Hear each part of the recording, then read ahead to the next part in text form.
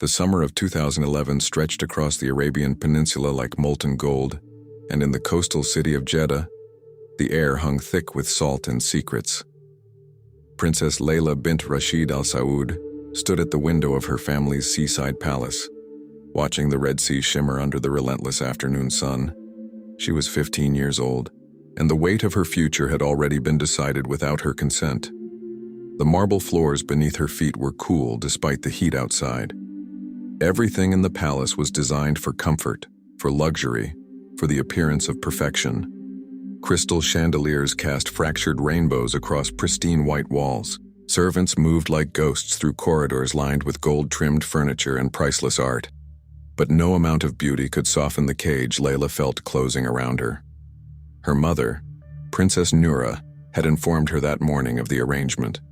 A marriage proposal from a distant cousin, a man in his 40s whom Layla had met exactly twice. The wedding would take place within the year, once she turned 16. It was tradition, her mother explained with practiced indifference. It was duty. It was the life she had been born into, and resistance was not an option the family entertained. Layla pressed her forehead against the window glass, her dark eyes tracking a small fishing boat cutting through the turquoise water far below. She had always been the quiet daughter, the obedient one, unlike her older sister Amira, who had learned to navigate the family's expectations with calculated charm. But something had shifted inside Layla in recent months, a desperate awareness that her life was slipping away before it had truly begun. The August heat was suffocating, even with the air conditioning running constantly throughout the palace. Jeddah sprawled beneath her like a study in contrasts, gleaming skyscrapers rising beside ancient coral stone buildings, luxury shopping districts adjacent to crowded souks, the ultra-modern King Fahd fountain shooting water hundreds of feet into the air, while traditional dhows bobbed in the harbor. It was a city caught between worlds, and Layla felt herself similarly suspended between the life she was forced to live and the one she desperately imagined. Her phone buzzed in her pocket. A message from her younger brother, Prince Faisal, asking if she wanted to join him for a swim. At 13, Faisal still possessed an innocence that Layla envied. He didn't yet understand how different their paths would be, how his future held possibilities while hers narrowed to a predetermined point. She texted back that she would meet him at the private beach in 20 minutes. The family's beach compound sat at the edge of their property, accessible only through a guarded gate and a winding path lined with date palms.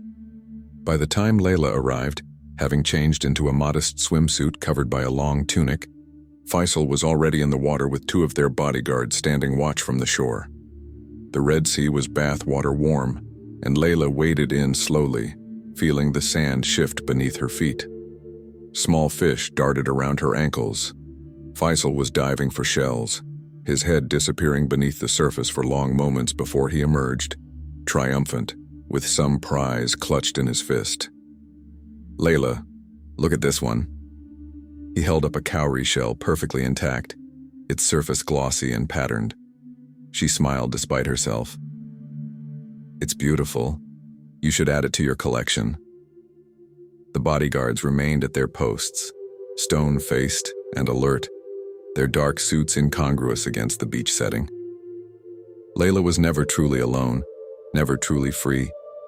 Even here in the water, she felt their eyes tracking her movements. They swam for nearly an hour before the heat became too intense even for the cooling water. As they walked back toward the palace, Faisal chattering about a video game he wanted their father to buy, Layla noticed a young man working on one of the groundskeeping crews. He couldn't have been more than 20, his skin sun-darkened, his clothes dusty from trimming the elaborate gardens. He glanced up as they passed, and for a fraction of a second his eyes met Layla's. It was nothing. Less than nothing. But Layla felt something spark in that brief connection, a recognition of shared humanity that she rarely experienced within the insulated bubble of her existence. That evening, the family gathered for dinner in the formal dining room. Her father, Prince Rashid, sat at the head of the table, his attention fixed on his phone as he fielded messages from various business associates.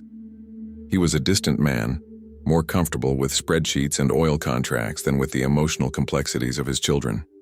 Her mother presided over the meal with cool efficiency, directing servants with subtle gestures, ensuring everything met her exacting standards. The conversation was stilted, formal. Her older sister Amira discussed a charity event she was organizing, carefully framing it in terms of family prestige and social connections. Her brother Faisal was unusually quiet, sensing perhaps the tension that seemed to thicken the air. "Layla," her mother said suddenly, drawing everyone's attention. "The wedding coordinator will be coming tomorrow to begin preliminary discussions. I expect you to be present and engaged." Layla's grip tightened on her fork. "Yes, mother." "This is an excellent match," Prince Rashid added without looking up from his phone. "The family connections alone are invaluable. You should be grateful for such an opportunity." Grateful. The word echoed in Layla's mind long after dinner ended, as she retreated to her rooms on the third floor of the palace. Her suite was larger than most people's homes, decorated in soft creams and golds, with French doors opening onto a private balcony that overlooked the sea. She stood on that balcony as darkness fell, watching lights begin to sparkle across Jeddah's skyline. Somewhere in that vast city, people were living lives of their own choosing, making decisions, pursuing dreams, falling in love with people they actually knew. The injustice of it burned in her chest. Over the next several days, Layla moved through her scheduled activities with mechanical precision. The wedding coordinator came, a severe woman who spoke about Layla's future as if she were a piece of property being prepared for transfer. Dress designers arrived with sketches and fabric samples. Guest lists were compiled. Every detail was decided for her, about her, without her. The only moments of respite came during her afternoon swims, when she could float in the Red Sea and pretend, for just a little while, that she was weightless, untethered, free. It was during one of these swims in late August that everything changed. Layla had ventured farther from shore than usual, past the marked boundaries of the family's private beach. The bodyguards called out warnings, but she ignored them, diving beneath the surface, staying under until her lungs burned. When she emerged, she found herself near a section of rocky coastline she had never explored. And there, working on a small boat that had been pulled onto the rocks, was the young man she had seen days earlier on the groundskeeping crew. He looked up, startled, clearly not expecting to see anyone in this isolated spot. For a moment, they simply stared at each other across the distance of a few dozen feet. Then he did something that surprised her. He smiled, warm and genuine, and raised a hand in tentative greeting. "Are you all right?" he called out in Arabic, his accent marking him as Egyptian. Layla glanced back toward her bodyguards, who were now moving down the beach toward her, alarm evident in their quick steps. She had only seconds before they would reach her, and this moment would be over. "I'm fine," she called back, her voice carrying across the water. "Princess Layla," one of the guards was shouting now, wading into the water. "You must return immediately." She turned back toward the young man one last time. He was watching her with an expression she couldn't quite read, something between curiosity and concern. Then the guards were there, ushering her back toward the compound, and the moment was lost. But something had been set in motion, though Layla didn't yet know it. A seed of possibility had been planted in those few seconds of connection, and it would grow into something that would change the course of her entire life. That night, unable to sleep, Layla made a decision. She didn't have a plan, not yet, but she knew with absolute certainty that she could not go through with the marriage her family had arranged. Whatever the cost, whatever the consequences, she had to find another way. The moon hung low over the Red Sea, painting a silver path across the dark water, and Layla stood at her window imagining all the places that path might lead, if only she were brave enough to follow it. The wedding preparations accelerated through September like a freight train. Layla couldn't stop. Her days became a blur of fittings and tastings, of meetings with event planners and photographers, of forced smiles as her mother paraded her before distant relatives who offered congratulations that felt more like condolences. The groom himself, Prince Khalid, visited twice, each time speaking to her father about business while barely acknowledging Layla's presence, except to nod approvingly at her appearance. as if she were a purchase he had already decided to make. She was drowning, and no one seemed to notice or care. The only person who appeared to see her distress was Amira, her older sister, who cornered her one evening in the palace library. At 22, Amira had already navigated her own arranged marriage and emerged with a kind of cold pragmatism that Layla both envied and feared. "You look terrible," Amira said bluntly, settling into one of the leather chairs with practiced grace. "You're not eating," Mother noticed. Layla closed the book she'd been pretending to read. "I'm fine." "You're not fine. You're miserable." Amira studied her with dark eyes that missed nothing. "But here's what you need to understand, little sister. This is our life. We don't get to choose. We get to adapt. Did you adapt?" The question came out sharper than Layla intended. Amira's expression hardened. "I learned to make the best of what I was given. My husband and I have an arrangement. We maintain appearances, fulfill our duties, and otherwise live separate lives.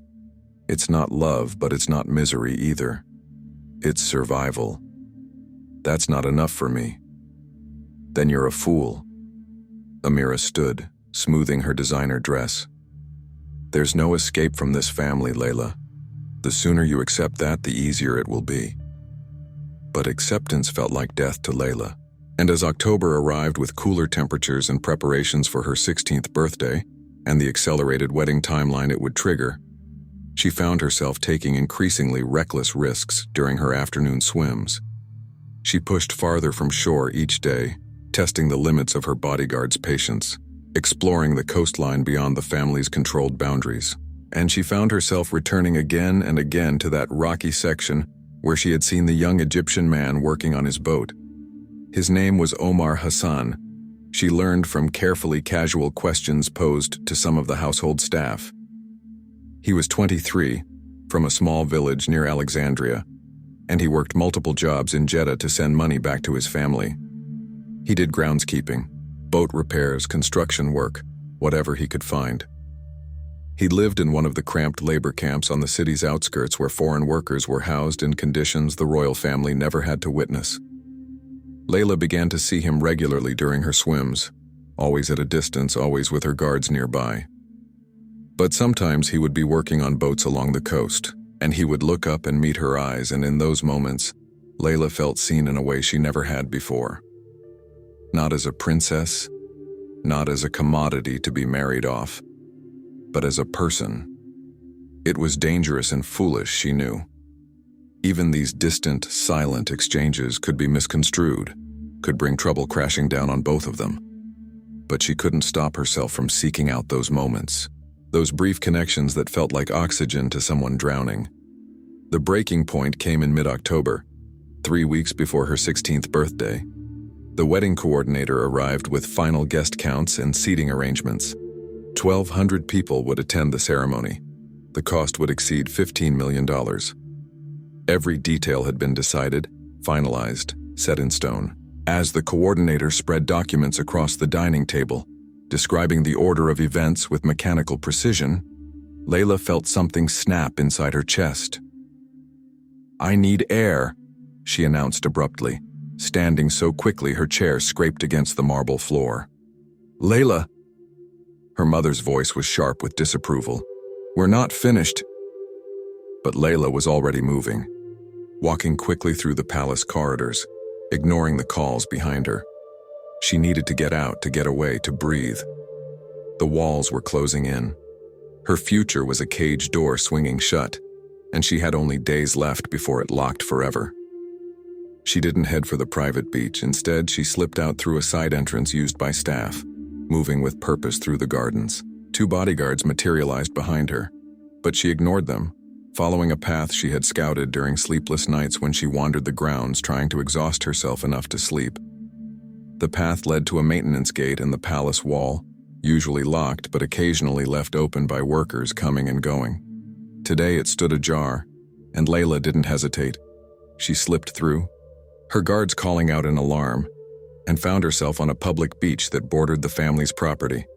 It was late afternoon, and the beach was populated with local families, workers on their day off, children playing in the surf. Normal people living normal lives.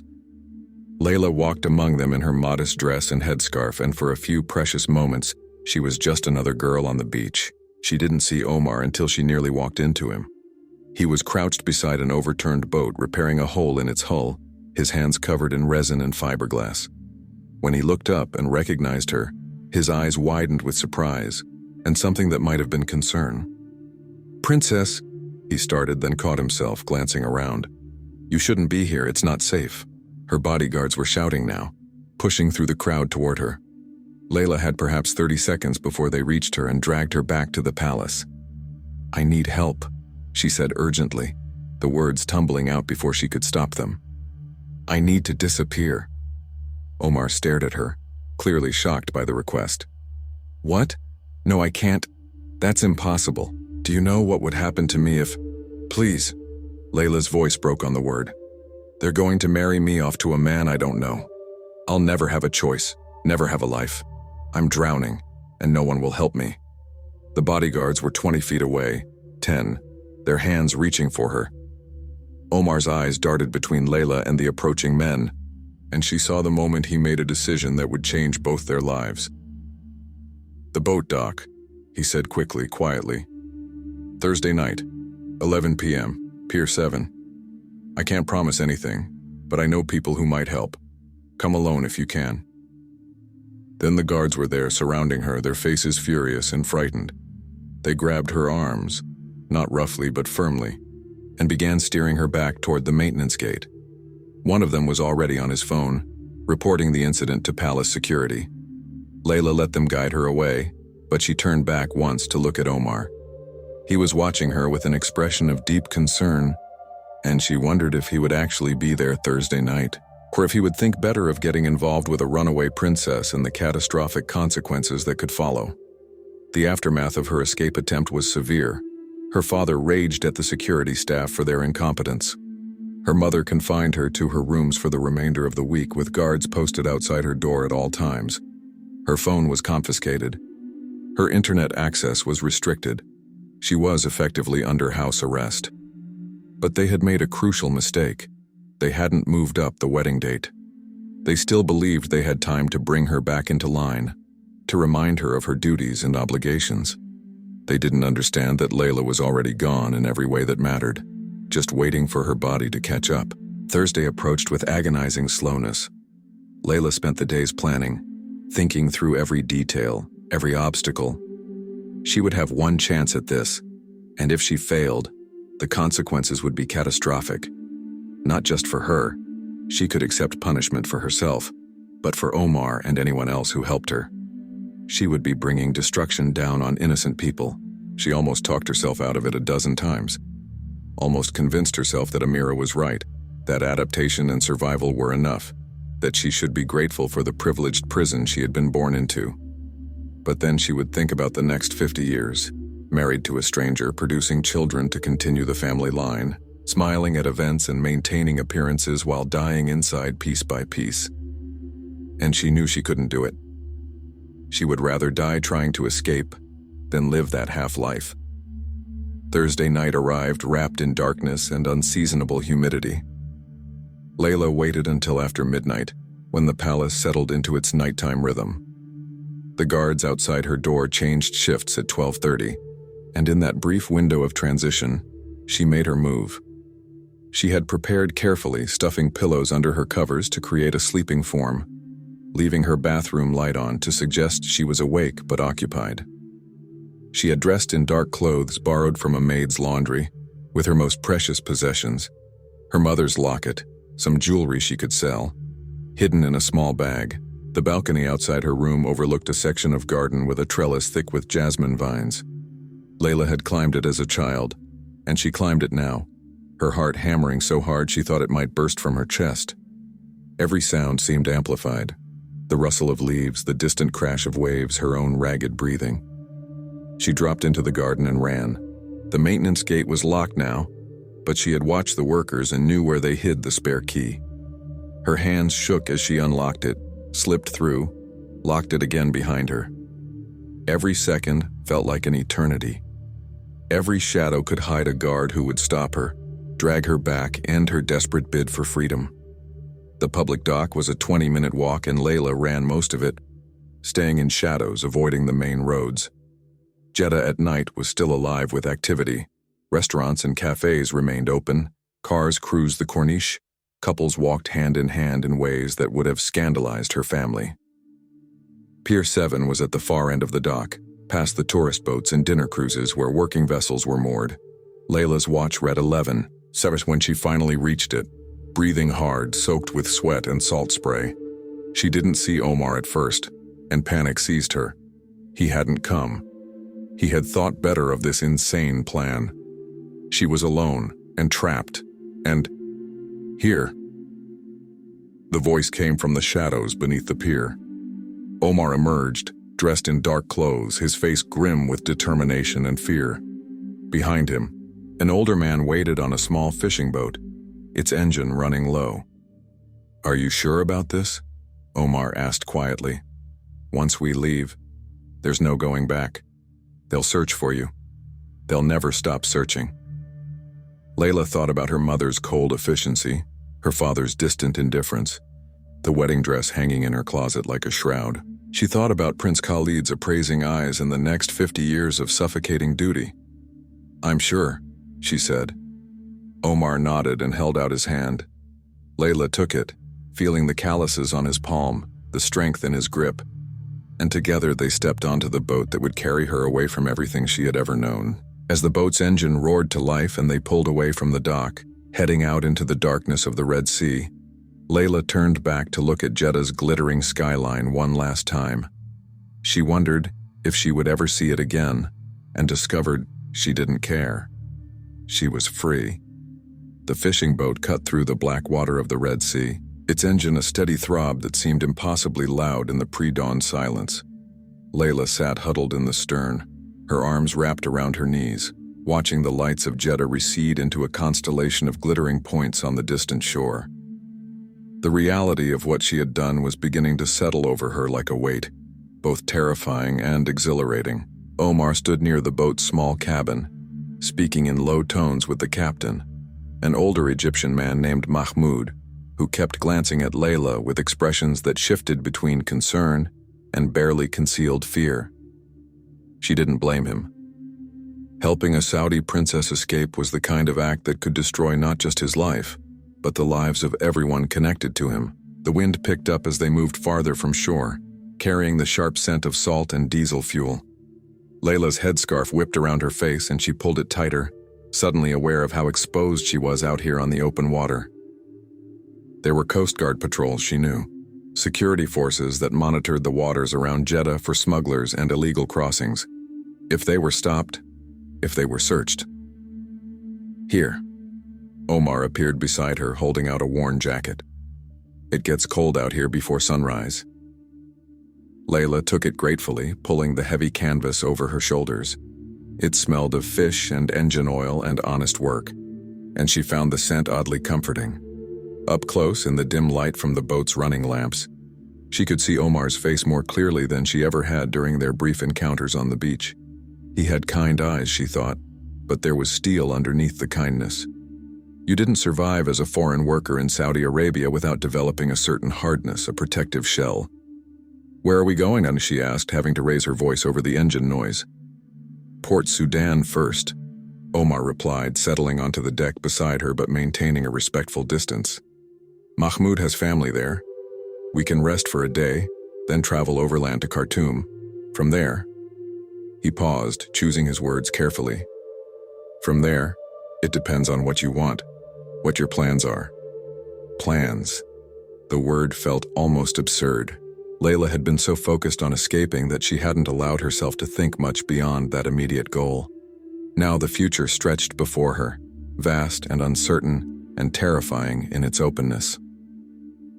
"I have some jewelry," she said, touching the small bag she'd brought. "Things I can sell. I thought maybe I could get to Europe somehow. Start over with a new identity."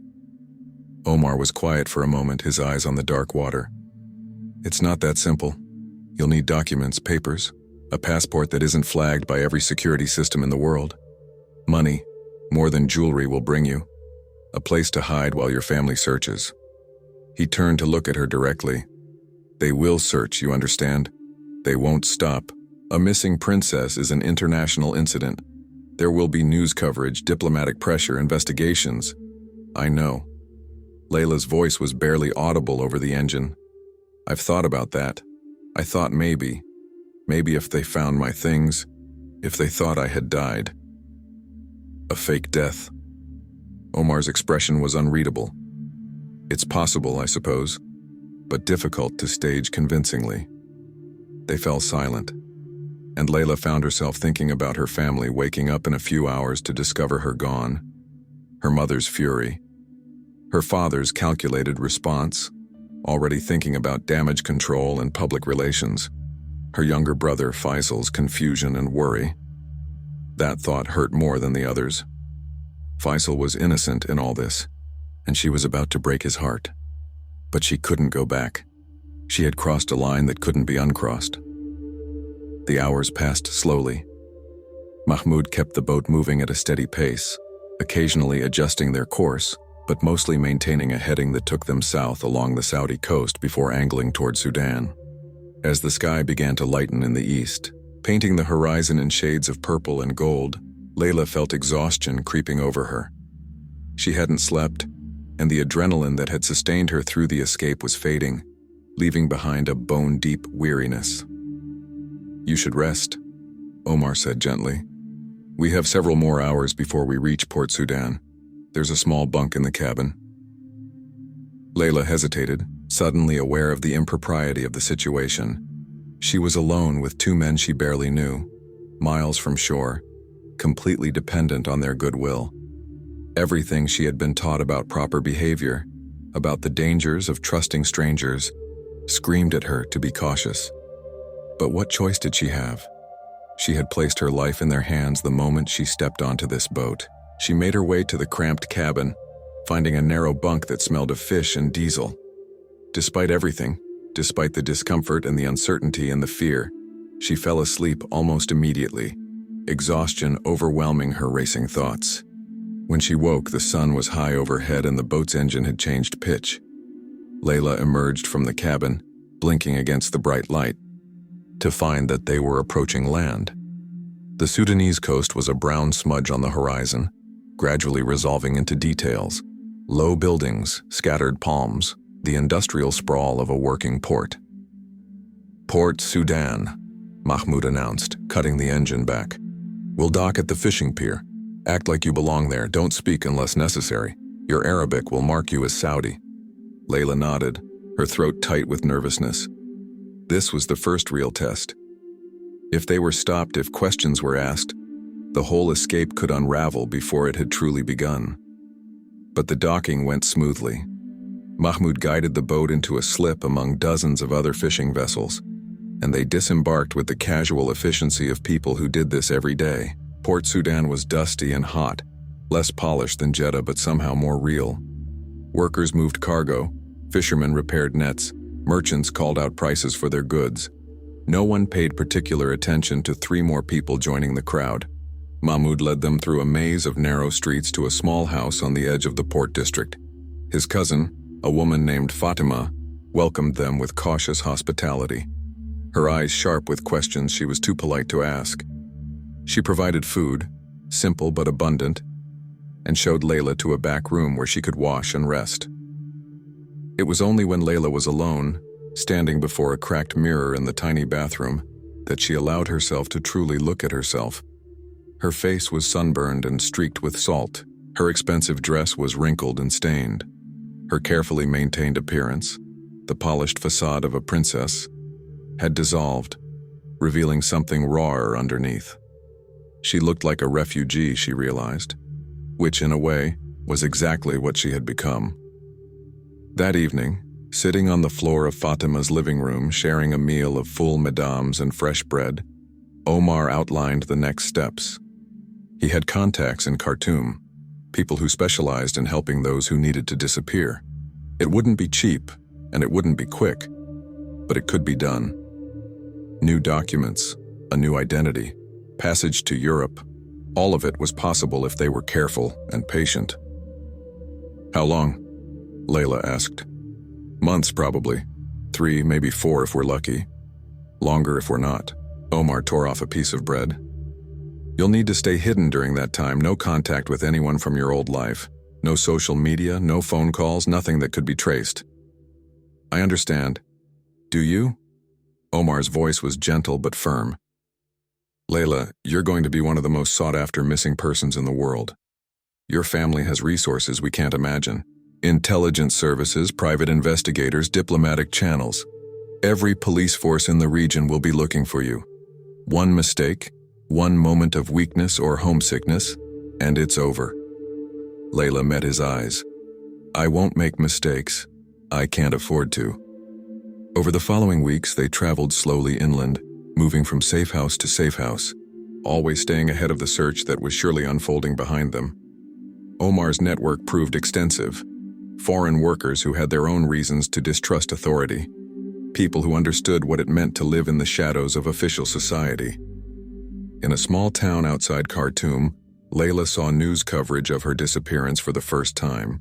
A grainy photo of her, taken at some family event, displayed on a television in a cafe. The news anchor spoke in urgent Arabic about a tragic boating accident, about a scarf and personal belongings found floating near Jeddah's coast, about search and rescue operations. There were interviews with officials expressing concern, with family representatives asking for prayers. They were already building the narrative of her death, Layla realized with a chill.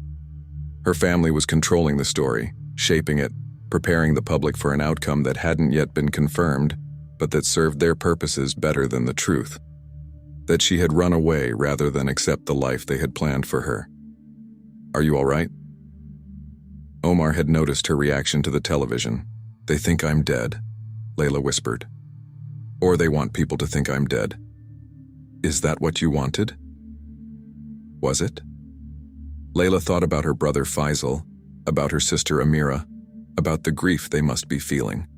The guilt was overwhelming, but beneath it was something else, a grim satisfaction that the fiction of her death might give her the freedom her living self had never possessed. Yes, she said finally. It's better this way. In Khartoum, they met with a man named Samir who specialized in documents. He worked from a cramped apartment filled with computers and printers, the windows covered with thick curtains. He studied Layla with calculating eyes, no doubt tallying the value of her identity, the risk of being caught helping her. European passport, he said in accented English. British, maybe, or French. A refugee backstory, Syrian, perhaps. It's plausible. The crisis has created many lost people, many who need new identities. You could blend in. How much? Omar asked. The price Samir quoted was astronomical, more than all the jewelry Layla had brought. Omar's face tightened, but he didn't argue. Instead, he began negotiating, proposing a payment plan, offering his own labor as collateral. Watching him advocate for her, risk his own security for hers, Layla felt something shift in her chest. This man owed her nothing. She had brought danger into his life, disrupted his work, made him complicit in an act that could see him imprisoned or worse. Yet here he was, fighting for her freedom as if it were his own. Why are you doing this? She asked him later as they walked through Khartoum's evening streets, the call to prayer echoing from nearby mosques. You could have left me at any point, turned back, saved yourself the risk. Omar was quiet for a long moment. When I was 17, he finally said, I wanted to stay in school, to become an engineer. But my father died, and I had to work instead to support my family. I had to give up my dreams because circumstances gave me no choice. He looked at her. When I saw you on that beach, I saw someone else being forced to give up their dreams. And I thought, maybe I could help. Maybe one person could escape the cage that life builds around us. They stopped at a corner, the city's chaos flowing around them. Cars honking, vendors calling, families heading home for the evening. Omar continued, I'm not doing this just for you. I'm doing it because I need to believe that escape is possible, that we're not all just prisoners of the families and circumstances we're born into. Layla felt tears stinging her eyes. Thank you. she whispered. "For seeing me, for helping me, for everything." Omar smiled, and it transformed his serious face into something warm and open. "We're not there yet. We still have a long way to go." He was right. The documents took months to prepare, as Omar had predicted. During that time, Layla lived in a series of temporary rooms, learning to move invisibly through a world that would destroy her if it discovered who she really was. She learned to speak differently, to carry herself without the unconscious confidence of privilege. She learned what it meant to be ordinary, to be unnoticed, to be free in ways she had never imagined. And slowly, carefully, she and Omar grew closer. It wasn't planned, wasn't intentional, but spending months in close quarters, dependent on each other for safety and sanity, created a bond that deepened with each passing day. They talked for hours about everything and nothing: his childhood in Egypt, her suffocating life in the palace, dreams for the future, fears about the present. They laughed together over shared meals, and when the nightmares came, and they did come, visions of being dragged back to Jeddah, of watching Omar punished for helping her. He was there to remind her that she was safe, that they would make it through. By the time Samir finally presented them with completed documents, a British passport in the name of Amira Khalil, a Syrian refugee with a carefully constructed backstory, Layla had come to realize something that both terrified and thrilled her. She was falling in love with Omar Hassan, and she was almost certain he felt the same way. But they didn't speak of it. Not yet. First, they had to complete the escape. First, they had to reach Europe and establish a new life. Then, maybe, they could explore what was growing between them in the spaces between danger and hope. The flight from Khartoum to Istanbul was the most terrifying experience of Layla's life. Every security checkpoint felt like a trap about to spring. Every questioning look from an official sent her heart racing. But the documents held. The story held.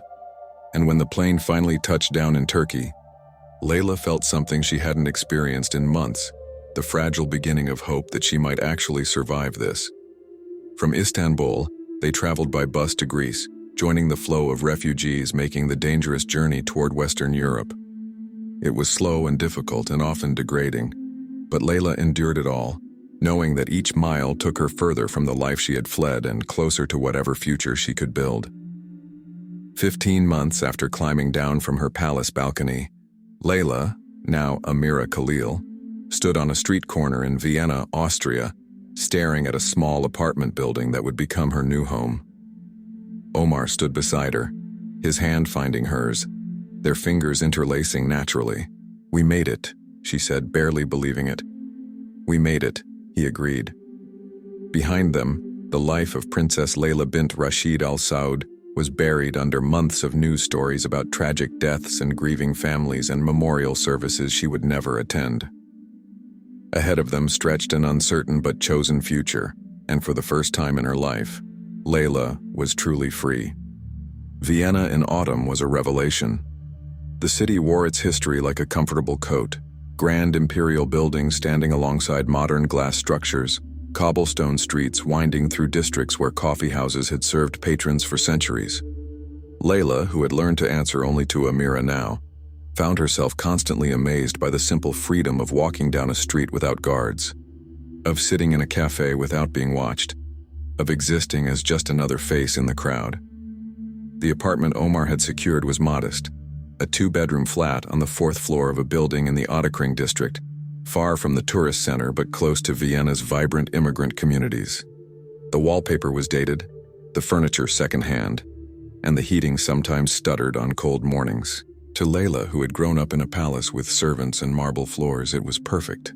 She and Omar maintained separate bedrooms, maintaining propriety even as their relationship deepened.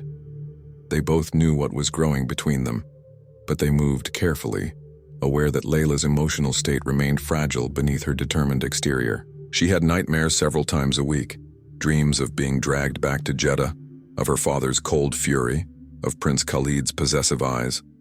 Omar would hear her cry out in the night, and in the morning, he would make strong coffee and ask no questions, giving her space to recover. Finding work proved challenging.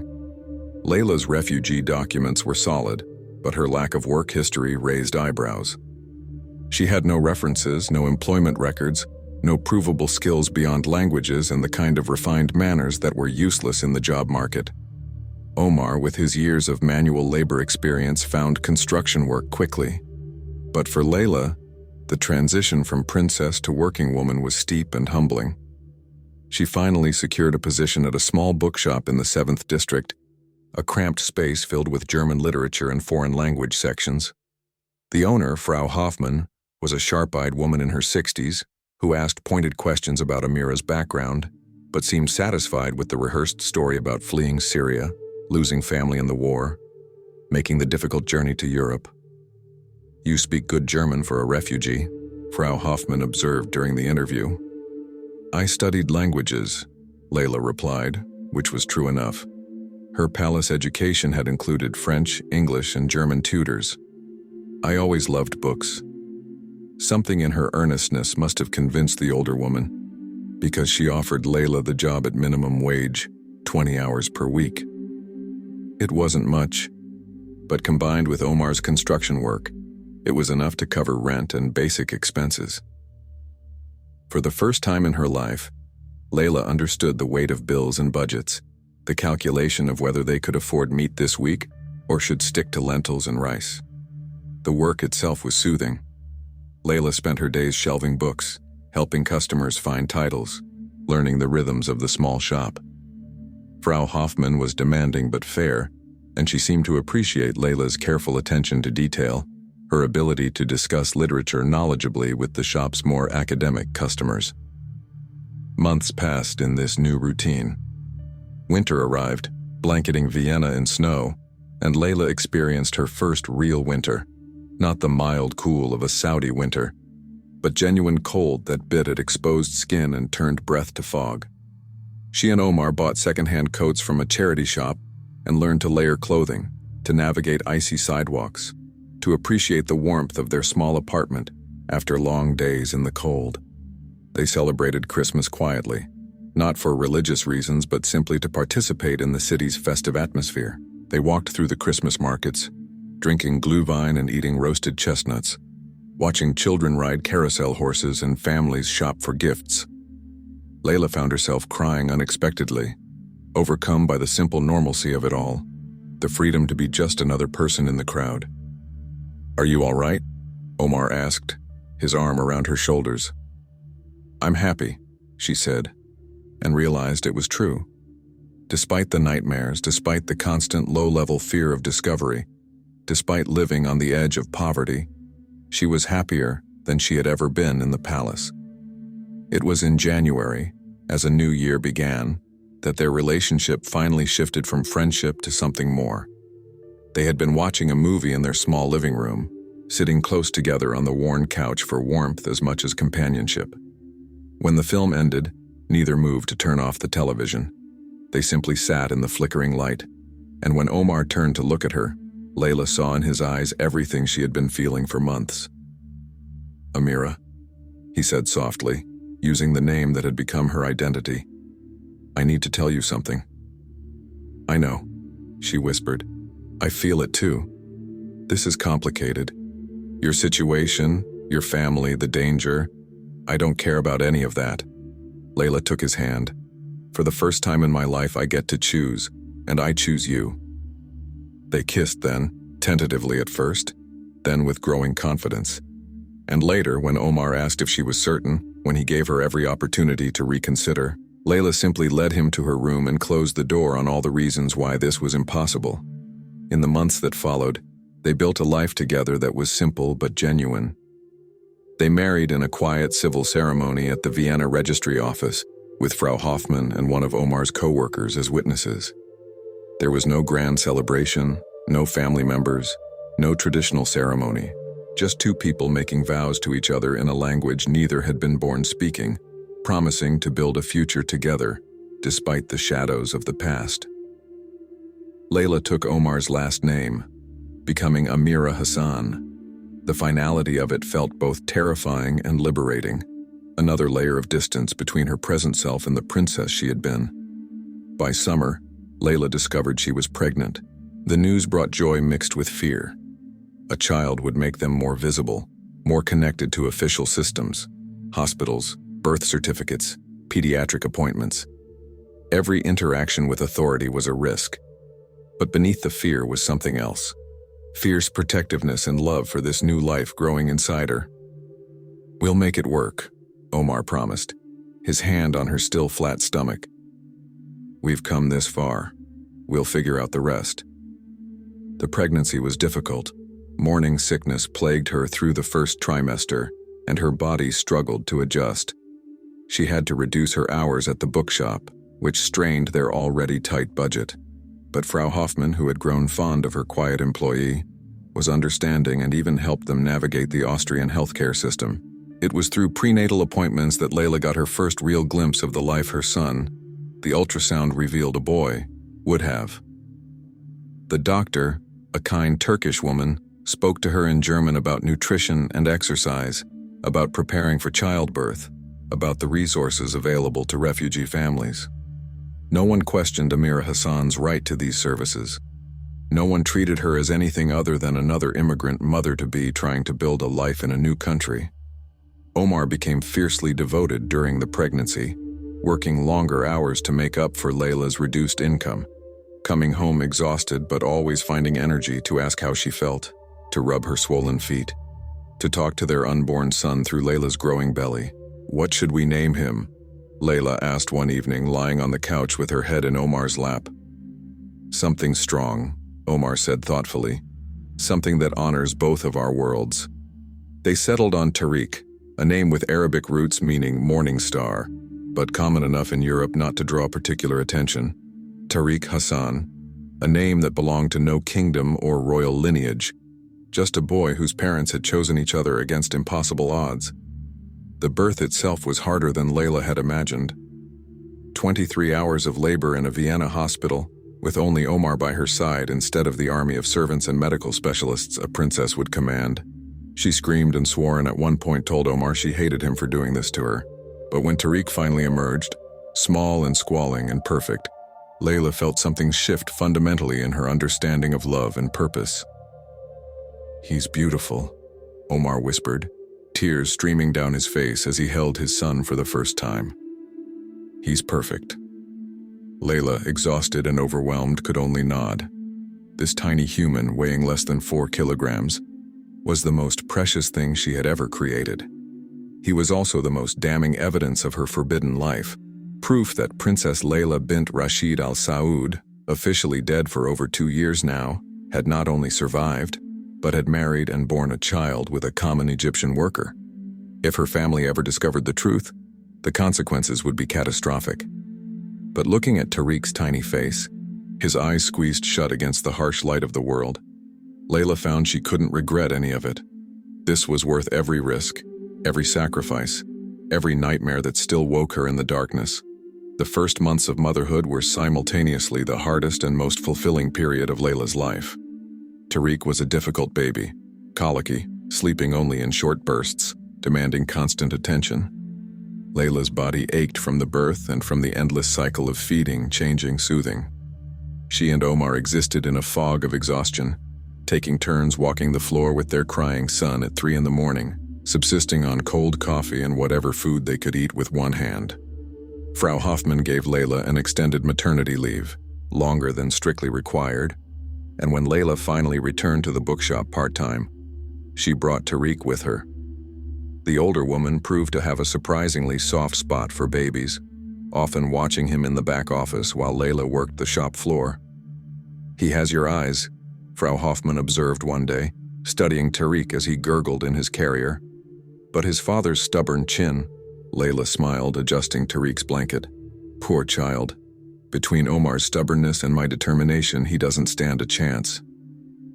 "Those are good qualities for this world," Frau Hoffmann said seriously.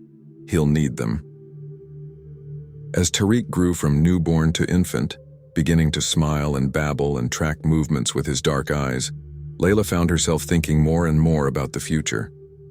Not just the immediate future of surviving day to day, but the long-term future. What kind of life could they give Tariq? What would they tell him about his mother's past? How would they explain why he had no grandparents, no extended family? Why his mother flinched at the sight of news coverage from the Middle East? These questions became more urgent when Tariq turned 6 months old and Layla saw news coverage that made her blood run cold. She was at the bookshop, Tariq napping in his carrier, when a customer's newspaper caught her eye. The headline was in German, but the photo was unmistakable. Her father, Prince Rashid, at some official event, looking older and grayer than she remembered. The article discussed his recent business deals, his family's continued prominence despite the tragedy of losing a daughter years ago. There was a sidebar about Princess Layla, about the memorial foundation established in her name, about how the family had turned grief into charitable action.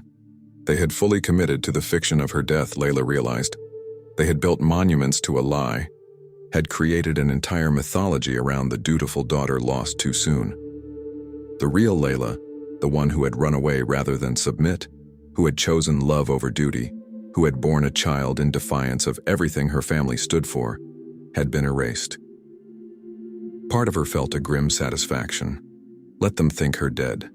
Let them build their foundations and hold their memorial services. She was free of them, free to live her own life. But another part of her, the part that still remembered being 15 and watching the sea from her palace window, felt an ache of loss for the family she would never have. The father who would never meet his grandson, the mother who would never know she had survived. "You're thinking about them again," Omar said that evening, noticing her distraction as she fed Tariq. Layla didn't deny it. "Do you ever regret it? Helping me? All of this?" Omar came to sit beside her, watching Tariq nurse with the focused intensity of the very young. "Never," he said firmly. "How could I regret this? Regret you? Regret him?" He touched Tariq's tiny hand, which immediately gripped his finger with surprising strength. "We can never go back," Layla said softly. "Tariq will grow up without grandparents, without cousins, without any of the family connections other children have." "He'll have us," Omar replied. "He'll have our love, our dedication, our determination to give him a better life than the one you escaped. That's enough. It has to be enough." Layla leaned against him, feeling Tariq's warmth between them, and chose to believe her husband. It had to be enough because they had no alternative. They had made their choices, burned their bridges, created a life from the ashes of the one Layla had fled. As Tariq grew into a toddler, curious and energetic and constantly testing boundaries, Layla watched him with a mixture of love and lingering fear. Every milestone, his first words, his first steps, his first day at kindergarten, brought joy but also anxiety. The more established their life became, the more they had to lose if the truth ever emerged. But the years passed without disaster. Tariq turned 2, then 3, then 4. Omar's construction work became more steady, eventually landing him a position with a reputable firm that offered benefits and job security. Layla advanced at the bookshop, taking on more responsibilities, earning Frau Hoffmann's trust, and eventually a small raise. They were building a life, piece by piece, day by day. It wasn't the life Layla had been born to, and it certainly wasn't the life her family had planned for her. But it was hers, chosen and fought for and defended with every decision they made. Yet even as they built this new existence, Layla couldn't entirely shake the feeling that the past was waiting somewhere in the shadows, patient and inevitable. She had escaped once, but escape wasn't the same as freedom.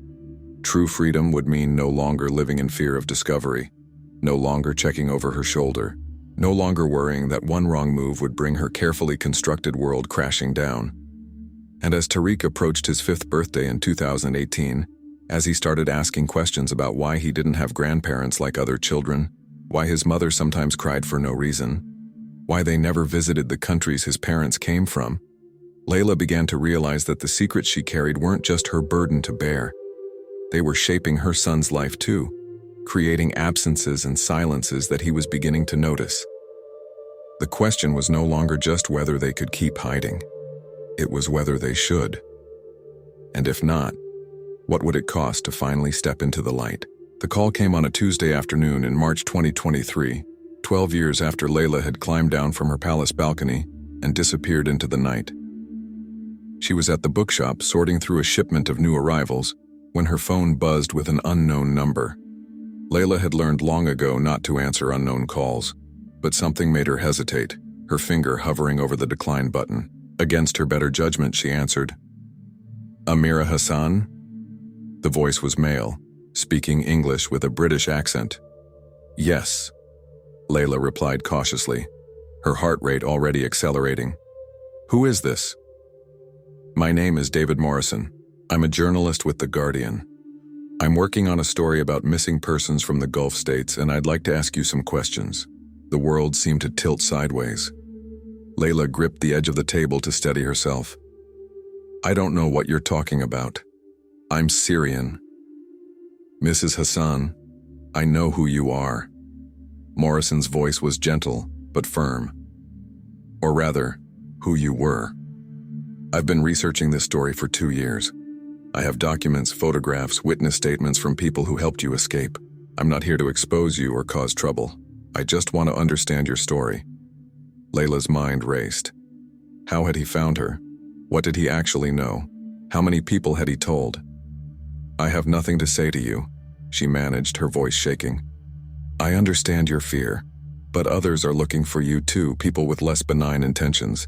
Your family has never stopped searching.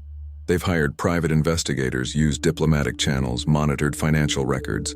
It's only a matter of time before someone else makes the connection I've made. What do you want? The question came out as barely more than a whisper. Just to talk, to hear your side of the story. I'll give you my number. Think about it. But Mrs. Hassan, Layla, please be careful. The people looking for you won't call first. The line went dead. Layla stood frozen, the phone clutched in her trembling hand, as the careful world she had built over 12 years began to crack around her. Frau Hoffman emerged from the back office, took one look at Layla's face, and immediately led her to a chair. What happened? You look like you've seen a ghost. I need to go home, Layla said, already pulling off her apron with shaking hands. I'm sorry. I need to go now.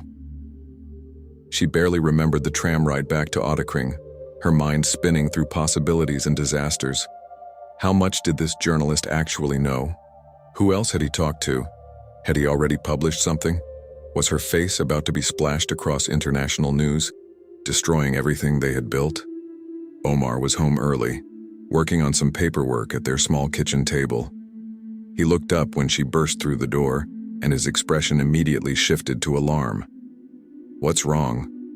Someone knows. Layla collapsed into the chair across from him, the words tumbling out in a rush. A journalist from England. He called me at work.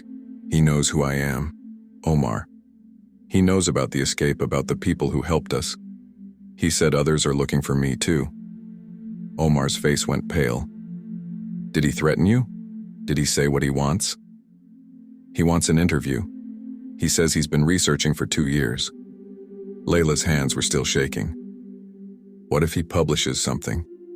What if my family sees it? What about Tariq? At the mention of their son, currently at school and blissfully unaware that his mother's past had just caught up with them, Omar's expression hardened. We need to think carefully. We can't panic. Panicking leads to mistakes. But thinking carefully was difficult when the foundation of their entire life was suddenly unstable. They talked for hours, going over options, weighing risks. They could run again, pack up, disappear, start over in a new city or country.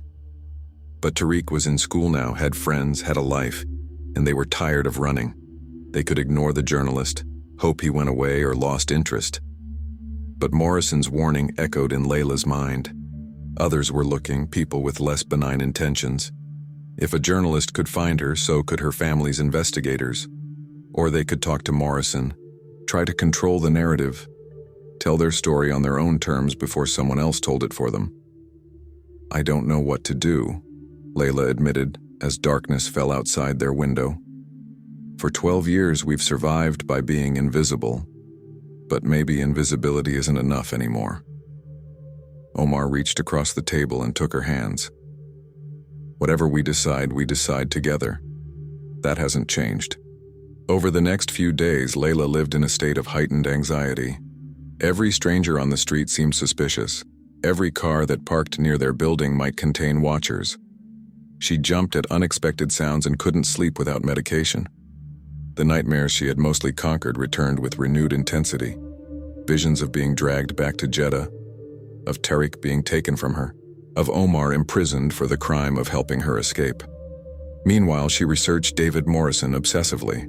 He was legitimate, a respected investigative journalist who had won awards for his work on human rights issues in the Middle East.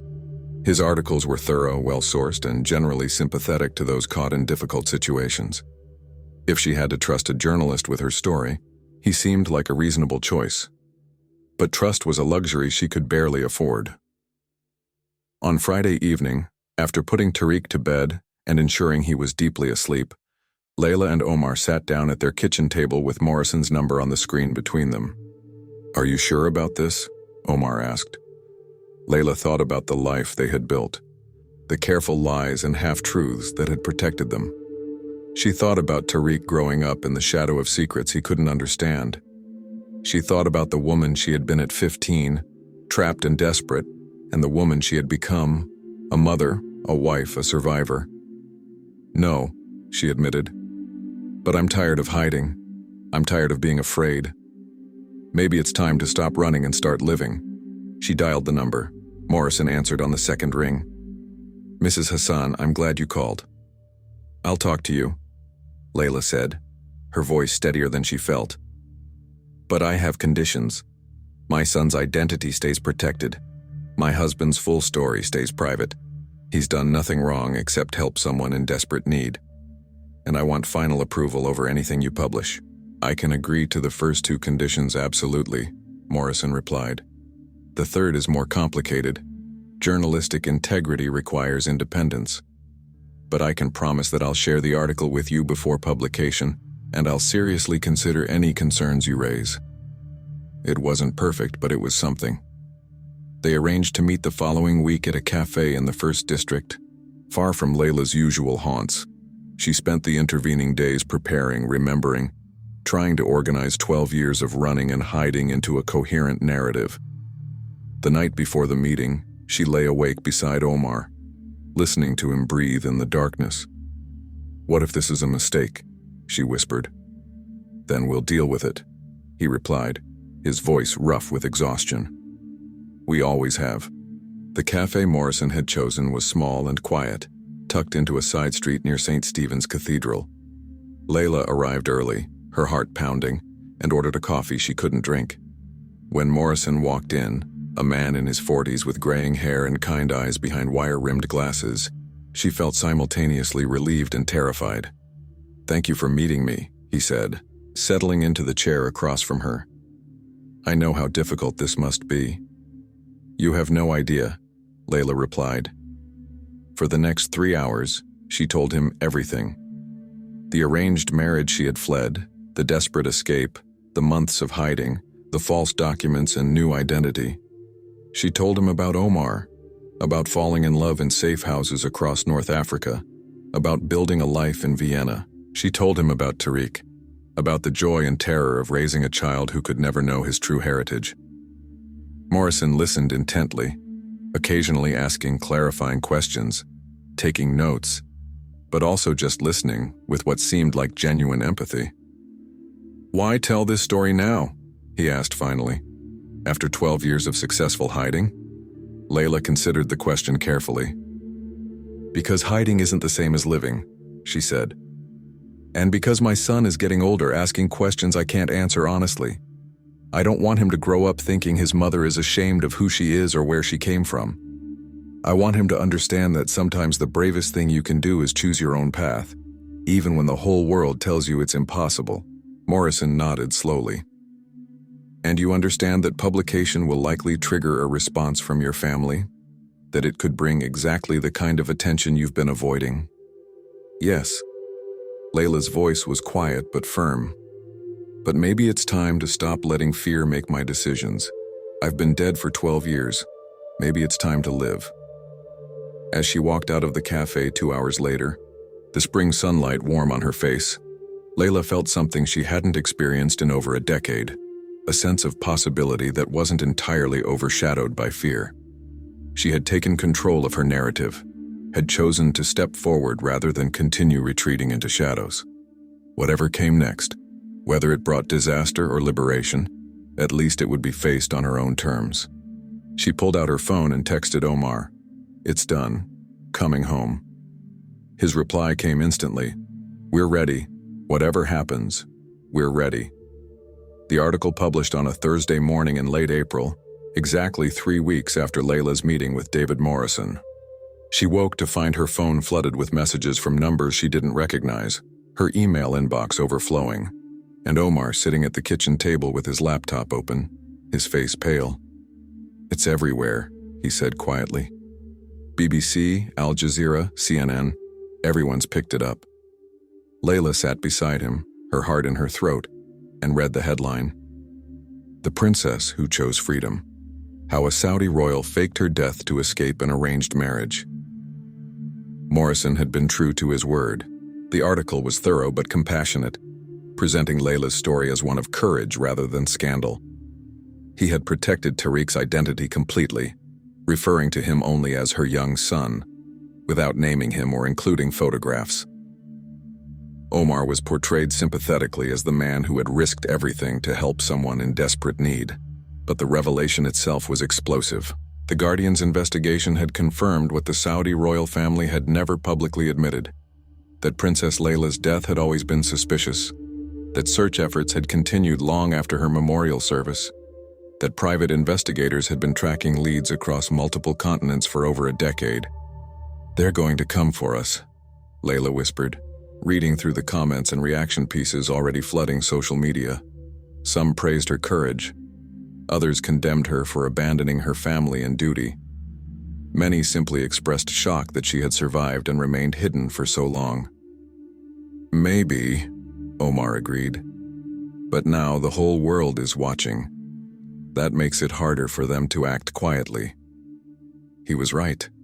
By the afternoon, human rights organizations had issued statements supporting Layla's right to self-determination. Women's advocacy groups were holding her up as an example of resistance against forced marriage. The Austrian government, suddenly aware that a missing Saudi princess had been living in Vienna for years, was scrambling to address questions about asylum and protection. Layla kept Tariq home from school, unable to face the possibility of reporters or photographers waiting outside. She explained to him in the simplest terms she could manage that his mother had a complicated past, that people were interested in her story, that things might be difficult for a while. "Are we in trouble?" Tariq asked, his dark eyes wide with concern that broke Layla's heart. "No, Habibi," she said, pulling him close. "We're not in trouble, but our life might change for a little while. People might want to talk to us, to ask questions. But you're safe. We're all safe." She hoped it was true. The Saudi royal family's response came 2 days later, issued through their official spokesperson. A brief statement acknowledging that they had mourned Princess Layla's death for 12 years, that they were surprised and grateful to learn she had survived, and that they hoped she would return home to reconcile with her family. The statement was carefully worded, devoid of anger or condemnation. But Layla could read between the lines. They were trying to control the narrative, to position themselves as the grieving family relieved to discover their daughter alive, rather than the oppressive force she had fled from. "They want me to come back," Layla said, staring at the statement on her phone. "They want to erase everything that's happened and pretend I'm the dutiful daughter who was simply lost." "You don't have to do anything," Omar reminded her. "You're an Austrian resident now. You have rights they can't override." But could she? International pressure was already building.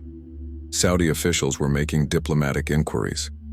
Layla's story had become a lightning rod for debates about women's rights, royal privilege, and the clash between traditional values and individual freedom. The Austrian government offered her protection and fast-tracked citizenship application, recognizing that her case had become politically sensitive. Human rights lawyers contacted her offering representation. Journalists camped outside their building, hoping for interviews or photographs. Their quiet life was shattered, replaced by a media circus that felt almost as suffocating as the palace had been. Through it all, Layla held on to two certainties. She would not return to Saudi Arabia, and she would protect her family at all costs. 3 weeks after the article's publication, Layla gave a press conference in Vienna, organized by her legal team and broadcast internationally. She stood at a podium, Omar beside her, and spoke clearly about her decision to escape, her right to choose her own life, and her determination to remain in Austria with her family. "I was 15 years old when my future was decided without my consent," she said, her voice steady despite her racing heart. "I was told I would marry a stranger, that my duty was to my family's interests rather than my own happiness. I chose differently. I chose freedom, and I chose love. I don't regret that choice, and I won't apologize for it." The questions that followed were intense, sometimes hostile. Reporters asked if she felt guilty for abandoning her family, if she understood the scandal her actions had caused, if she had considered the impact on her country's reputation. Layla answered each one honestly. "My family abandoned me first when they decided my life didn't belong to me. The scandal is the system that treats women as property, and my country's reputation should be built on justice, not on forcing its daughters into submission." The press conference went viral. Within hours, where I Stand with Layla was trending worldwide. Women across the Middle East and beyond shared their own stories of forced marriages, restricted freedoms, and desperate escapes. Layla had become, without intending to, a symbol of resistance, but symbols were dangerous to be. 2 months after the revelation, on a warm June evening, Layla received a phone call from a number she recognized, her sister Amira's personal line, unchanged after 12 years. Her hand shook as she answered. "Hello?" "Layla." Amira's voice was exactly as she remembered, cool, controlled, revealing nothing. "Or should I say Amira? That's ironic, isn't it? You took my name. What do you want?" "To talk. Just talk. Can we meet? I'm in Vienna, alone. No guards, no family representatives. Just me." Every instinct screamed that this was a trap, but Layla heard something in her sister's voice, a weariness perhaps, or a genuine desire to connect. Against Omar's advice, she agreed. They met in a public park, in broad daylight, with Omar watching from a distance. Amira looked older, more brittle than Layla remembered, her expensive clothes and perfect makeup unable to hide the exhaustion in her eyes. "You did it," Amira said without preamble. "You actually escaped. I never thought it was possible." "Why are you here?" Layla asked. Amira was silent for a long moment, staring at the fountain in the center of the park. "To tell you that I understand, that I'm not here to convince you to return. That maybe I wish I had been as brave as you." The admission hung between them, heavy with years of unspoken pain. They talked for an hour, carefully at first, then with increasing honesty. Amira spoke about her own unhappy marriage, about the life she had adapted to but never truly accepted. She spoke about their father's anger when Layla's survival was revealed, about their mother's complicated mixture of relief and fury. "They won't stop looking for ways to bring you back," Amira warned as their meeting ended. "They see your freedom as a challenge to everything they believe in. But Layla, I'm glad you're free, even if I can't be." Watching her sister walk away, Layla felt a bittersweet sense of closure. She had left one sister behind but gained another understanding, that their family's cage had trapped them both, even if only one had escaped. As summer turned to autumn, the media frenzy gradually subsided. Layla and Omar adjusted to their new reality, no longer invisible but no longer running either. They moved to a more secure apartment, changed Tariq's school, and learned to navigate life in the public eye. Layla began working with human rights organizations, sharing her story to help other women trapped in similar situations. She became an advocate, a voice for those who couldn't speak for themselves. 12 years after climbing down from her palace window, Princess Layla bint Rashid Al Saud, now Amira Hassan, stood in her Vienna apartment watching Tariq play with building blocks, Omar preparing dinner in their small kitchen, and felt something she had never expected to feel: peace. The past would always be there, a shadow that couldn't be fully erased. But she had survived it, transcended it, and built something real from the ashes of the life she had fled. She had chosen her own path, and despite everything it had cost, it had been worth it. She was finally, truly free.